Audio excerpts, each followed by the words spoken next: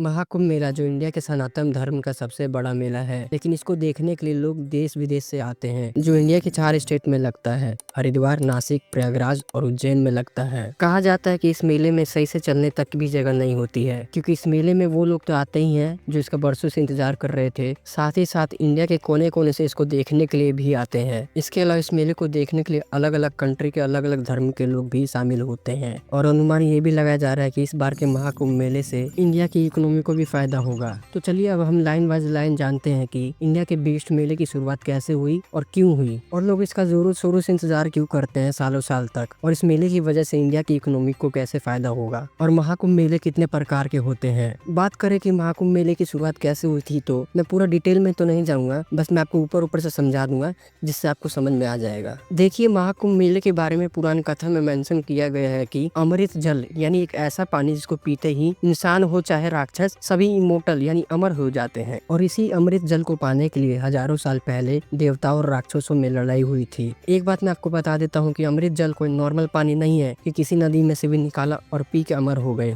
बल्कि अमृत को पाने के लिए एक प्रोसेस करना पड़ता है जिसका नाम है समुद्र मंथन। इसलिए उस समय अमृत जल को पाने के लिए देवताओं और राक्षसों ने इस प्रोसेस को मिलके किए थे। समुद्र मंथन के बारे में आपने कभी ना कभी अपने टीवी सीरियल में भी देखा होगा, जिसमें एक तरफ देवता थे और एक तरफ राक्षस थे, और उन सभी ने अपने हाथ में एक बहुत बड़े सांप को पकड़े हुए थे, जिसको दोनों मेंबर के लोग अपनी तरफ खींच रहे थे। अगर हम सांप की बात करें तो इस सांप का नाम वासुकी है, जो शिव जी के गले में भी लिपटे हैं, जिनको सांपों का राजा कहा जाता है। तो जब समुद्र मंथन प्रोसेस पूरा हुआ था तो उसमें से एक कलश निकला जिसमें था अमृत, लेकिन जैसे ही अमृत बाहर आया वैसे ही देवताओं के साइड के देवराज इंद्रजीत के बेटे अमृत को लेके आसमान की तरफ भागने लगे, जिस कारण कलश में से अमृत की 4 बूंदे धरती पे आ गिरी। अच्छा, ये वही जगह है जो मैंने आपको स्टार्टिंग में बताया था, पहला हरिद्वार, दूसरा प्रयागराज, तीसरा उज्जैन और चौथा नासिक। तो यही कारण है जिस वजह से महाकुंभ मेला इन चारों जगह पे मनाया जाता है। लेकिन महाकुंभ मेला क्यों मनाया जाता है, इसका कोई पक्का सबूत तो नहीं है, बस धार्मिक मान्यता के अनुसार महाकुंभ के दौरान गंगा, यमुना और सरस्वती नदियों में स्नान करने से व्यक्ति को मोक्ष की प्राप्ति होती है, यानी एक तरह से उसके सारे पाप धुल जाते हैं। अब आप कहेंगे कि ये तो रामायण और महाभारत की ही तरह लिखा गया है, लेकिन मैं आपको बता दूं कि चाइनीज ट्रैवलर जुआनज़ैंग 7th सेंचुरी में इंडिया में राजा हर्षवर्धन के शासक काल में आए हुए थे, और इंडिया में उन्होंने तकरीबन 15 साल बिताए थे, जिस वजह से उन्होंने अपनी बुक में इंडिया के कल्चर, खूबसूरती और संस्कृति की बातें लिखी है। और इसी तरह उन्होंने अपनी बुक में महाकुंभ मेले को भी मेंशन किया है कि कैसे लोग लाखों की भीड़ में गंगा नदी में स्नान करने आते हैं